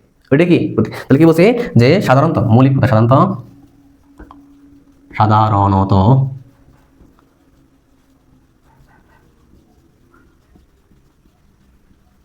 আমি আবার বলতেছি, মৌল হচ্ছে এক মৌল, এই যে মৌল এটা কি? 1 মৌল। হ্যাঁ, এই যে মৌল হচ্ছে সংখ্যাটা, মৌল হচ্ছে কি? সংখ্যাটা, আর মৌল হচ্ছে পদার্থটা। আবার বলতেছি, আই রিপিট, মৌল, এই মৌল, এটা বাংলাকে বলে মৌল, বুঝছো নাকি? এই মৌল হচ্ছে এই সংখ্যাটা, আর মৌল হচ্ছে এই পদার্থটা, যে পদার্থ তুমি বলতেছ, বুঝছো? আবার দেখো, এখন সাধারণত মৌলিক পদার্থকে সংক্ষিপ্ত আকারে লিখতে কি? সাধারণত মৌলিক পদার্থের ইংরেজি, ল্যাটিন ও তারপরে গ্রিক, তারপর আরবি, কি বলেছে? সাধারণত মৌলিক পদার্থের ইংরেজি, ল্যাটিন, গ্রিক ও আরবির প্রথম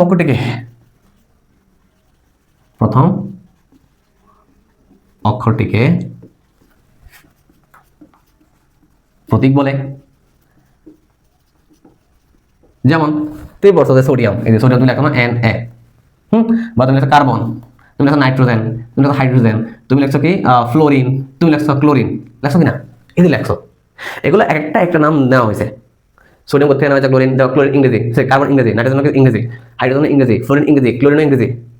সোডিয়ামটা কিন্তু আর ইংরেজি না, সোডিয়ামটা হচ্ছে গ্রিক শব্দ, গ্রিক শব্দ কি? ন্যাট্রিয়াম, সরি লেডিন শব্দ, সোডিয়াম কি? লেডিন শব্দ, ন্যাট্রিয়াম থেকে Na, সোডিয়াম, বুঝছো? 2 নম্বর দেখো, এটা হচ্ছে তোমার, আমি একটু ভুলে গেছি, এটা তোমার যে দুই বা ততোধিক ইংরেজি বা গ্রিক, ল্যাটিন অক্ষর একই হলে প্রথম দুটি দেখো, দেখি খুব সিমিলার একটা জিনিস। ধরো যে বললাম যে ধরো লেখা তোমার সোডিয়াম, কি লেখবা? সোডিয়াম লেখো। ধরো নাইট্রোজেন লিখতে N, নাইট্রোজেন লিখতে কি? N। আবার দেখো সোডিয়াম লিখবা না, সোডিয়াম দেখো, সোডিয়াম লিখতে পারো N। এখন দেখো দুইটা কিন্তু একই যাচ্ছে, হচ্ছে না? যেহেতু দুইটা একই যাচ্ছে, তাহলে দুইটা একই প্রকাশ করা যাবে না, তো এই জন্য সহায়ক হিসাবে কি হয়? তার পরবর্তী সংখ্যা নেওয়া হয়, এই যে Na, বুঝছো? এখন দেখো কার্বন, তুমি কার্বন বলছো, কি বলছো? কার্বন দিয়ে বলছো। এখন দেখো তুমি সেলেনিয়াম বলবা, কি বলবা? সেলেনিয়াম, মেবি 33 মূলক। এখন এই যে COC, বাট ও কিন্তু দুইটা যদি একই যাচ্ছে, তখন কি একটু সহজ করা যাবে কি? CE, বুঝে গেছে? এখন তারপরে দেখো তুমি বোরন 5 নম্বর বলো। এখন দেখো বোরন, তারপর তুমি বেরিলিয়াম, কি লিখবা? ধরো এই যে বেরিলিয়াম বলতে বি, দেখো এও তো বিটা শুরু হচ্ছে, যদি একদের পর যাবে না, তো না গেলে কি হবে? তারপর সঙ্গে নাম BE, বুঝতে পারছো? এবার তুমি দেখো যে তারপর তোমার কি palladium, P, plumbum, PB, plumbum. এখন তুমি কি প্লাম্বাম এখন দেখো সেম প্যারাডিয়াম পিডি, যদি পি দ্বারা লিখতাম তাহলে কোনটা প্লাম্বাম কোনটা প্যারাডিয়াম বুঝলাম না, এর পরবর্তী সংখ্যা নেওয়া হয়। আবার দেখো যে তুমি যদি জানো সালফার, নো সালফার নো, এরপর তুমি স্টেনাম স্টেনাস বা তিন স্টেনাম, তো এও কি এস হবে না, এমন কি না হয় তার সংখ্যা না হয় লাগে, এটা কি টক নেওয়া হয়। এটাই বলছে যে তুমি নাইট্রোজেন এরকম করে লিখছে। তো এটাকে বাংলা লিখি যে কি বলছে যে দুই বা ততোধিক ইংরেজি, দুই বা ততোধিক ইংরেজি, ল্যাটিন, গ্রিক শব্দের প্রথম অক্ষর একই হলে সহায়ক হিসেবে পরবর্তী অক্ষর নিয়ে প্রতীক লিখতে হয়। বুঝছো? তো এরকম তোমাদের আসবে যে 2 নম্বরের প্রশ্ন, এই দুটো কথা লিখে দাও, 2 উদাহরণগুলো লিখবা আর লিখবা শেষ। এবার দেখো এখন এই যে প্রতীক তুমি লিখছো লেটিন শব্দ, কয়েকটা তোমাদের লেটিন দেখো, সবগুলো ইংরেজি আছে বাট কয়েকটা লেটিন আছে যেগুলো তোমাকে বোল্ড, যেগুলো প্রত্যেকবার বোর্ড পরীক্ষায় আসে। এখন দেখো এই যে তোমার কি তোমার কয়েকটি মৌলের লেটিন নাম কি, কয়েকটি মৌলের লেটিন নাম, এটা হচ্ছে এক সোডিয়াম। আমি লিখতেছি যে ইংরেজি নাম তোমার কি, হ্যাঁ ইংরেজি নাম লেটিন নাম, ইংরেজি কি ইংরেজি নাম, তারপর লেটিন নাম তারপর হচ্ছে প্রতীক। হ্যাঁ এখন দেখো প্রতীক বা সিম্বল কি বলা হয়, এটা বলা হয় সিম্বল, কি বলা হয় SYMBLE, SYMB সিম্বল। এখন দেখো তাহলে ইংরেজি নাম সোডিয়াম এক, সোডিয়াম কিন্তু লেটিন হচ্ছে নেট্রিয়াম, NATT নেট্রিয়াম, লেখা হয় Na, বুঝছো? তারপর 2 তোমার হচ্ছে পটাশিয়াম, এটা হচ্ছে ইংরেজি, হ্যাঁ পটাশিয়াম, which is ক্যালিয়াম, CALIUM ক্যালিয়াম, যাকে পটাশিয়াম কে। তারপরে আয়রন এগুলো ফেরাম, FERRUM ফেরাম, এগুলো FE। তারপরে 4 কপার, যেগুলো কিউপ্রাম বা কাপ্রাম, কিউপ্রাম যাকে CU, এর তামা বলা, কি বলো কপার বা তামা, কি বলা হয় তামা। 5 সিলভার, যেগুলো আর্জেন্টাম যাকে বলা AG। তারপরে 6 এটা হচ্ছে অ্যান্টিমনি,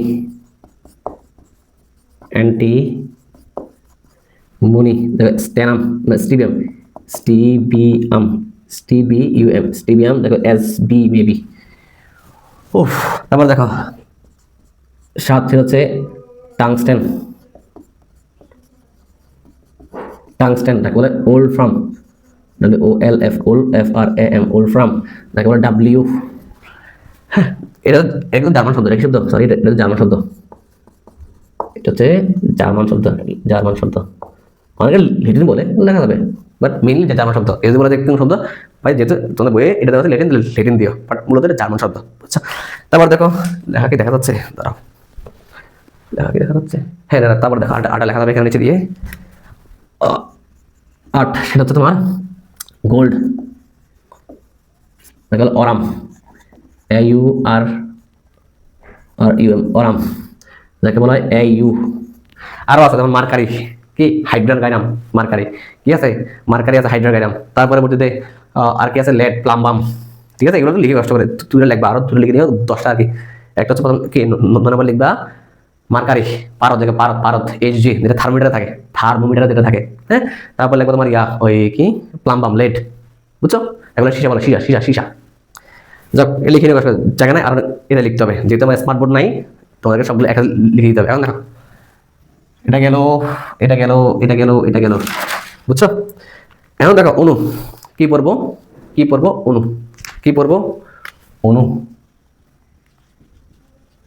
অণু বা মলিকিউল। বুঝতে পারছো? মৌলে কি হলো? এখন দেখো যে সকল রাসায়নিক যে সকল পদার্থ একই রকম কিংবা ভিন্ন রকম পরমাণু সমস্যা দ্বারা গঠিত, যাকে বলা হয় অণু বলা হয়। কি বলা হয়? অণু। বা দেখতে পারে দুই বা ততোধিক পরমাণু যখন রাসায়নিক বন্ধনের মাধ্যমে পরমাণু যখন রাসায়নিক বন্ধনের মাধ্যমে আবদ্ধ হয়ে একটি নির্বাচন গঠন করে, দুই বা অধিক পরমাণু যখন রাসায়নিক বন্ধনের মাধ্যমে আবদ্ধ হয়ে একটি নিরপেক্ষ কণা গঠন করে, কণা গঠন করে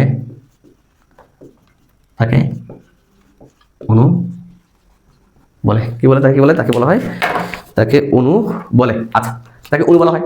এখন এই যে অণু বলা হয়, তুমি বলছো না, দেখো দুই বা ততোধিক পরমাণু, তার মানে এখানে প্রশ্ন হচ্ছে একই রকম হইতে পারে আবার ভিন্ন রকম হইতে পারে। কি? একই রকম হইতে পারে, ভিন্ন রকম হইতে পারে। কারণ দেখছিলাম আমরা একটু আগে যে খাতা উল্টায় দেখো যে একই রকমও দেখছিলাম, ভিন্ন রকমও দেখছিলাম। তাহলে একই রকম অণু ওটা হচ্ছে মৌলিক অণু, যেটাকে ভাঙছিলাম ভিন্ন রকম পরমাণু আছে, কি মৌলিক অণু। বুঝতে পারছো? এখন দেখো তাহলে অণু হতে পারে, দুই হতে পারে। তাহলে অণু আমি লিখতে পারি এর মতো হতে পারে, একটা হচ্ছে মৌলিক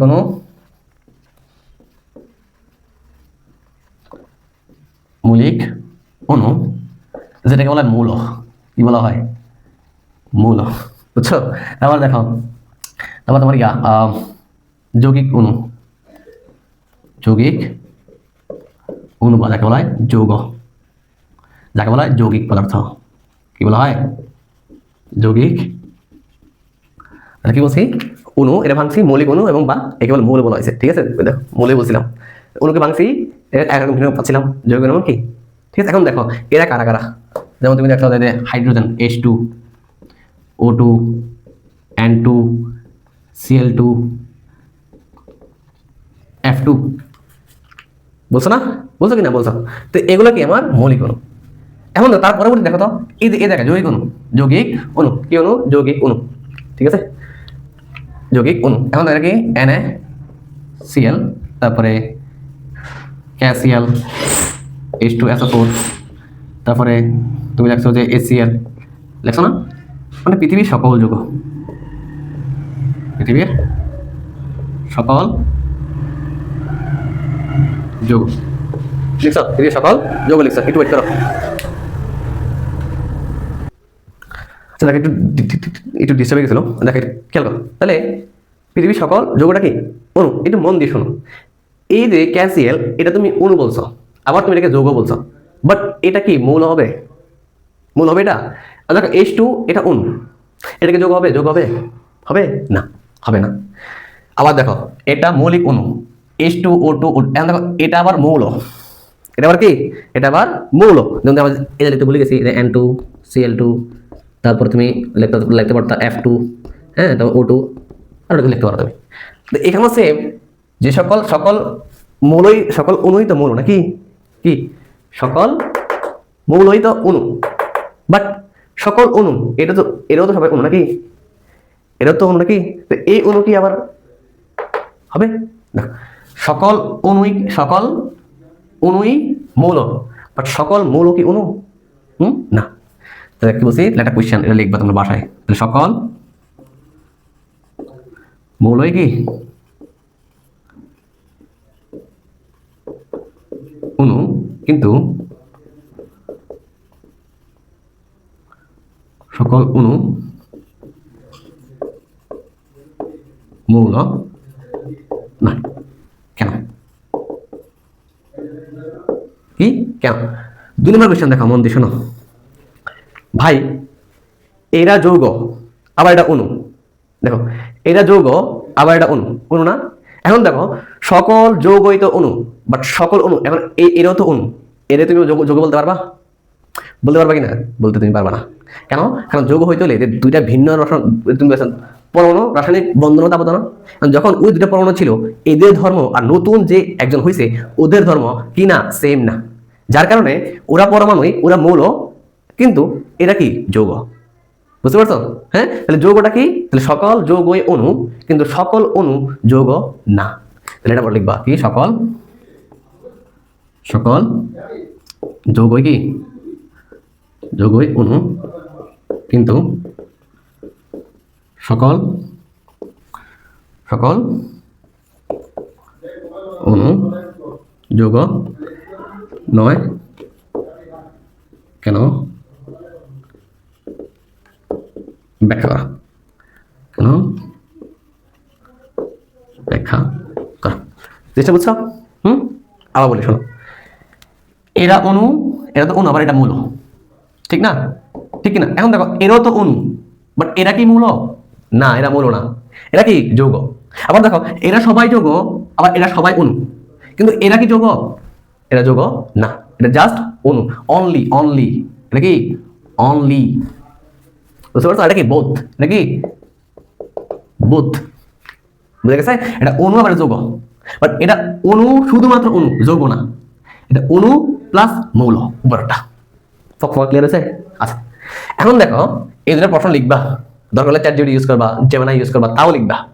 এবার দেখো, এই যে অণুর সংক্ষিপ্ত রূপকে বলা হয় সংকেত। কি বলা হয়? অণুর, ভেরি ইম্পর্টেন্ট, অণুর সংক্ষিপ্ত রূপকে সংকেত বলে। সংকেতের ইংরেজি তুমি লিখবা, বা বাড়ি কাজগুলা। তারপরে দেখো, এই যে সংকেত লেখার কয়েকটা নিয়ম আছে, বুঝছো? এগুলো তোমার ক্ষয় আসবে। সংকেত লেখার নিয়ম এক, সেটা হচ্ছে গুণগত তাৎপর্য। কি? গুণগত তাৎপর্য। এটা কি?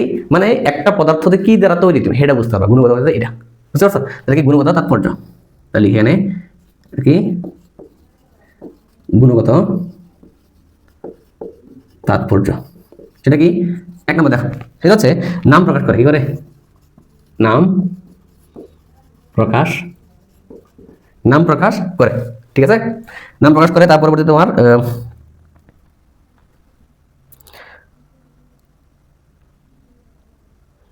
নাম প্রকাশ করে, তারপর দুই নম্বরটা হচ্ছে ওই পদার্থটি কোন মৌল দ্বারা গঠিত সেটি প্রকাশ করে। তারপরে পরিমাণগত তাৎপর্য। কি? পরিমাণগত তাৎপর্য, সেটা কি? এক নাম্বার, সেটা হচ্ছে একটি অণু সংকেত বোঝায়। কি?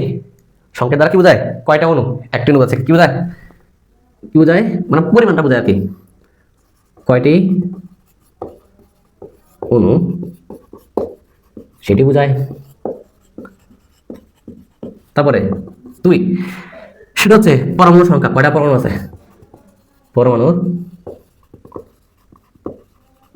সংখ্যা প্রকাশ করে। তিন, আণবিক ভর নির্ণয় করা যায়। কি? আণবিক ভর নির্ণয় করা যায়। মানে তুমি দেখো কয়টা অণু, NaCl কয়টা অণু? একটা অণু। H2O, এর আগে পরে কেউ নাই, আগে কে আছে? এক। তাহলে H2 একটা হাইড্রোজেন, সরি একটা পানির অণু। তাহলে বললাম যে H2SO4, এই যে সবগুলো আগে কি এক আছে না? আছে কিনা? এক। তাহলে কি কয়টা অণুর সংখ্যা? এটা বোঝায় সংখ্যা, পরিমাণ। তারপর দেখো, এবার কি বলছে? পরমাণু সংখ্যা নির্ণয় করা যায়। এখন দেখো তো NaCl কয়টা পরমাণু? দুইটা, সোডিয়াম ক্লোরিন। তো H2SO4 কয়টা পরমাণু?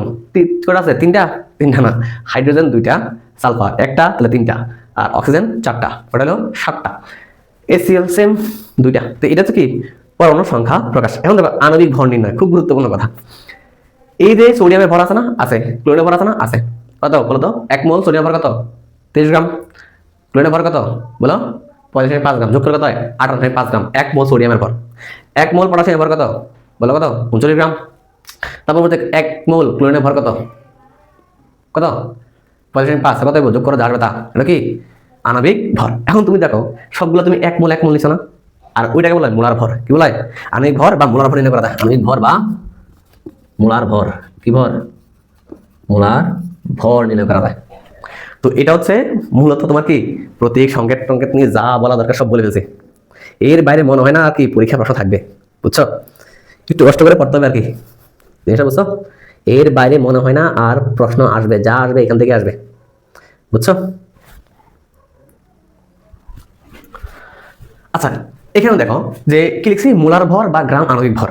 দেখো একটা কথা বলি, যে যখন আমরা লিখছিলাম যে আণবিক ভর বা মোলার ভর, দেখো ওটা কিন্তু গ্রাম আণবিক ভর, ঠিক আছে? একটু ভুল লিখতে ভুলে গেছি, লিখে দিও গ্রাম আণবিক ভর, ঠিক আছে? এখন দেখো আণবিক ভর, গ্রাম আণবিক ভর, পারমাণবিক ভর, গ্রাম পারমাণবিক ভর, দুটো এই চারটা কথা কিন্তু ডিফারেন্ট ডিফারেন্ট। এগুলো এই অধ্যায়ে আলোচনা আমরা এগুলো পড়বো, তো আগে থেকে একটু বলে দিচ্ছি। এখন এতে মোলার ভর নির্ণয় করবো কেমনে? সবগুলো 1 মোল, সোডিয়াম 1 মোল, ক্লোরিন 1 মোল, কার্বন 1 মোল, সবগুলো 1 মোল 1 মোল নিয়ে কাজ করবো। ফসফরাস 1 মোল, অক্সিজেন 1 মোল, সবগুলো 1 মোল নিয়ে কাজ করবো। তো 1 মোলের ভর কত? পারমাণবিক ভর তোমরা শিখছো না? এটাই ক্লাস 8 মনে তোমরা 1 থেকে 30 মোল শিখছো, এগুলোই আছে। এখানে দেখো সোডিয়াম ক্লোরাইড NaCl 1 মোল, সোডিয়ামের ভর কত? 23 প্লাস, মাঝখানে মানে প্লাস, ক্লোরিন কত? 35.5, এটা হচ্ছে 58.5 গ্রাম। কত মোলে? 1 মোলে না? হ্যাঁ, গ্রাম পার মোল, বুঝতে পারছো? এখন দেখো KCl কত? 39 প্লাস ক্লোরিন কত? 35.5 করে দেখবা। তারপর দেখো হাইড্রোজেন কত? 1, ক্লোরিন কত? 35.5 করে দেখবা। তারপর দেখো C6H12O6 একটা কার্বনের ভর কত?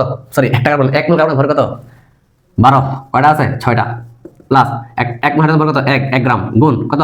12, প্লাস 1 মোল অক্সিজেন ভর কত? 16 গ্রাম, গুণ কত? 6 করে দেখবা। H2SO4 1 মোল হাইড্রোজেন ভর কত? 1 গ্রাম, গুণ 2, প্লাস 1 মোল সালফার কত? 16 গ্রাম, গুণ কত? 1, একটা আছে এজন্য, প্লাস SO4 1 মোল সালফার 1 মোল অক্সিজেন ভর কত? 16, সরি এটা 32, 1 মোল অক্সিজেন কত? 16, কয়টা আছে? 4টা, করে দেখবা। Na2SO4 1 মোল সোডিয়াম ভর কত? 23 গ্রাম, গুণ কত? 2, প্লাস 1 মোল কার্বন ভর কত? 12, কয়টা আছে? একটা, প্লাস 1 মোল অক্সিজেন ভর কত? 16, কয়টা আছে? 3টা, করে দেখবা। সেম K2Cr2O7 কেন করবা? পটাশিয়াম ভর কত?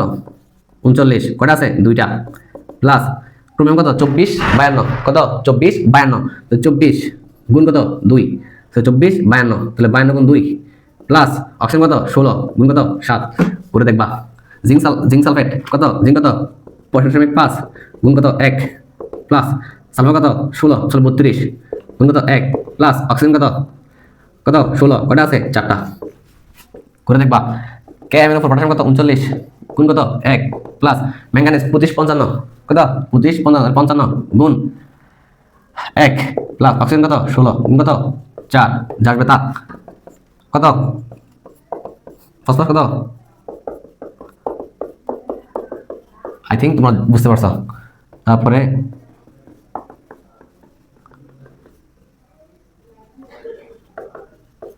করে দেখবা।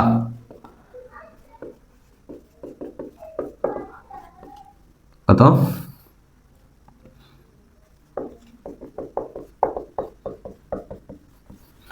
যা আসবে জাস্ট ক্যালকুলেশন করে বসাবা।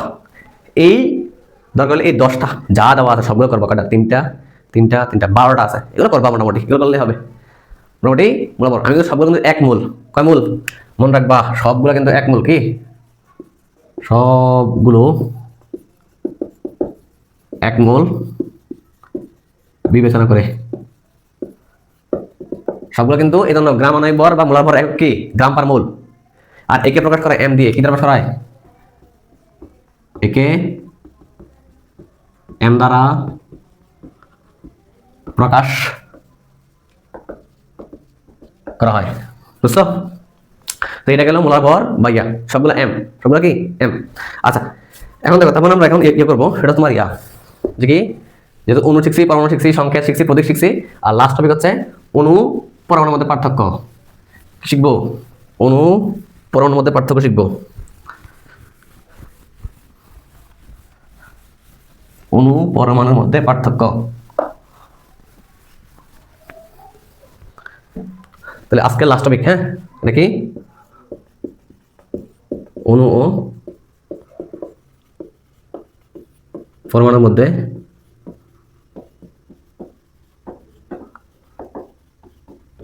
পার্থক্য।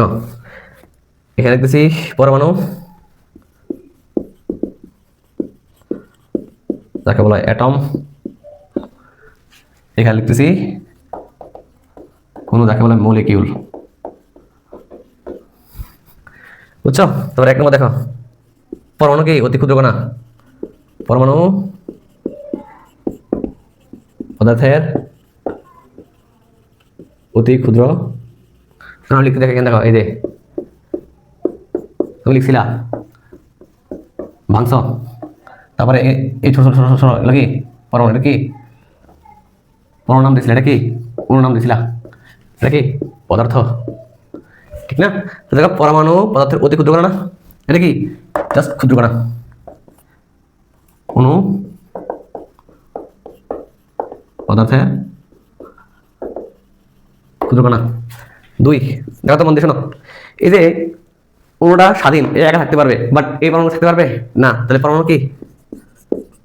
পরমাণু পরাধীন। পরমাণু পরাধীন। অণু কি? অণু স্বাধীন। তারপর দেখো এটা কি মৌলিক পদার্থের বৈশিষ্ট্য বজায় রাখে। এটা কি মৌলিক পদার্থের বৈশিষ্ট্য বজায় রাখে। এটা কি যৌগিক পদার্থের বৈশিষ্ট্য বজায় রাখে। তারপর দেখো 4, এটা ছিল কি সরাসরি বিক্রিয়া অংশগ্রহণ করে না, তাহলে কি সরাসরি সরাসরি রাসায়নিক বিক্রিয়ায় অংশ নেয়। তারপর দেখো এটা কি, এটা কি এটা এটা এটা এটা হচ্ছে কি ভেঙে রাসায়নিক রাসায়নিক বিক্রিয়ায় অংশ নেয়। 5, 6 সরি 5। এখন দেখো তো পরমাণুকে ভাঙলে কি পাইছিলাম? কি পাইছিলাম মনে আছে? স্থায়ী প্লাস অস্থায়ী কণিকা বা পার্টিকেল পাইছিলাম। এটা কি পরমাণুকে ভাঙলে স্থায়ী ও অস্থায়ী কণিকা পাওয়া যায়। তারপরে 5 এটা কি তোমার কি অণুকে ভাঙলে পরমাণু পাওয়া যায়। অণুকে ভাঙলে পরমাণু পাওয়া যায়, ঠিক আছে? আচ্ছা তারপরে আর কি লেখা যাবে না? এই দেখো পরমাণুকে লাস্ট হবে পরমাণুকে দেখো মৌল পরমাণু সেম কাছাকাছি জিনিস বাট একই না, তো লিখতে পারি পরমাণুর সংক্ষিপ্ত রূপকে বা মৌলের, যেহেতু মৌলিক পদার্থ না এটা লিখছি আর কি, বা মৌলের সংক্ষিপ্ত রূপকে প্রতীক বলে।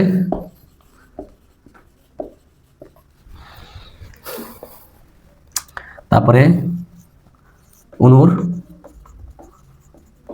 সংক্ষিপ্ত রূপকে সংকেত বলে। তারপরে আর লিখবো যেমন এটা করে দিই 7 নম্বর, যেমন হাইড্রোজেন, অক্সিজেন, ফ্লোরিন, নিয়ন, কার্বন, নাইট্রোজেন, সালফার, ফসফরাস, এটা আর হ্যাঁ। তারপরে 7 নম্বর যেমন NaCl, KCl, HCl, H2SO4, H2, N2, O2, Cl2। তো মোটামুটি এটা হচ্ছে অণু এবং কি পরমাণুর মধ্যে পার্থক্য। তো আমার মনে হয় যে তোমরা হয়তো একটু হলে বুঝতে পারছো, এটা প্রথম ক্লাস, হয়তো বা বুঝি নাই কেমনে বাড়াতে হবে বা একটু প্রিপারেশন ঘাটতি ছিল আমার। মানে সময় আমি মাত্র এইচএসসি পরীক্ষা দিয়েছি, তো আমার এডমিশন প্রিপারেশন দিচ্ছি, এই জন্য এদিকে এদিক করে আর পারতেছি না। তো এই জন্য মূলত কি একটু হিদিবিদি হয়ে গেছে মনে হয়। যদি কোথাও যদি বুঝতে না পারো অবশ্যই কমেন্ট করে জানাবা। আর এই যে ক্লাসটা করালাম, এই ক্লাসের যে নোটটা, এই নোটটা আমি ভিডিওর ডেসক্রিপশন বক্সে আমি ওই গ্রুপের লিঙ্ক দিয়ে দিব আর পেজের লিঙ্কটা দিয়ে দিব। কথা বুঝতে পারছো? আমরা কিন্তু টানা 6-7 মাস করে বা 1 বছর করে ফ্রি ক্লাস করে এসএসসিতে পদার্থবিজ্ঞান, রসায়ন, বায়োলজি সবগুলো অধ্যায় শেষ করবো, A to Z ভেঙে ভেঙে প্রথম থেকে শুরু করবো। বুঝতে পারছো? তো ক্লাস 9 যাদের উদ্দেশ্যে বলতেছি তারা কিন্তু পুরো A to Z basic to pro যদি বুঝতে চাও অবশ্যই আমার সাথে থাকবা, এটা আমার রিকোয়েস্ট। একটা কথা বলে না যে একটা বইয়ের মলাট বা ঢালটা দেখে সমগ্র বইটাকে বিবেচনা করার চেয়ে পুরো বইটা পড়ে একবার দেখা ভালো। তো সবার প্রতি আমার একটা অনুরোধ থাকবে, পুরো ক্লাসটা দেখো, দরকার হলে 1.5x স্পিড দিয়ে দেখবা, দেখে একটু মূল্যায়ন করবা আর কমেন্ট করে জানাবা কেমন লাগছে। বুঝতে পারছো? আর এরকম ক্লাস আরও চাও কিনা, বুঝতে পারছো, বা আরও লাগবে কিনা, বা অন্যান্য প্ল্যাটফর্ম থেকে এটা কেমন হয়েছে একটু রিভিউ দিও। বুঝে গেছে? আমি ছোট, আমার হয়তো কোথাও ভুল হইতে পারে, তো তোমরা যদি তোমরা অনেক বিজ্ঞ মানুষ যারা দেখবা, আর আমার হয়তো আমার ক্লাসটা হয়তো অনেক শিক্ষকও দেখবেন, তো তাদের প্রতি আমার একটা অনুরোধ থাকবে, আমি ছোট মানুষ, আমার জ্ঞানও ছোট, আমার অভিজ্ঞতা অনেক ছোট, আপনারা অনেক অভিজ্ঞ, যদি কোথাও ভুল হয়ে থাকে আমাকে প্লিজ সংশোধন করে দিবেন। কারণ মানুষ ভুল করে, সেটা থেকে মানুষ শিক্ষা নেয়, আমিও শিখতে আসছি এবং শিখাতে আসছি। তো যদি আপনারা হেল্প করেন আমি অনেক উপকৃত হব। তো এটা এর বিষয়ে কিছু বলতে চাচ্ছি না। আর যদি ভালো লেগে থাকে আবার বলতেছি যে তোমাদের যে স্কুল ফ্রেন্ডগুলো আছে তাদেরকে দাওয়াত দাও ফ্রি ক্লাসের, বুঝছো, প্রিমিয়াম ক্লাস দিব সবগুলাই। বুঝতে পারছো? আর এরকম ক্লাস আছে কিনা দেখবা ইউটিউবে। বুঝতে পারছো? এটাই এরকম ফ্রি ফ্রি ক্লাস। হ্যাঁ, তাহলে ছবি তুলবা, তুলে ইয়া দিবা।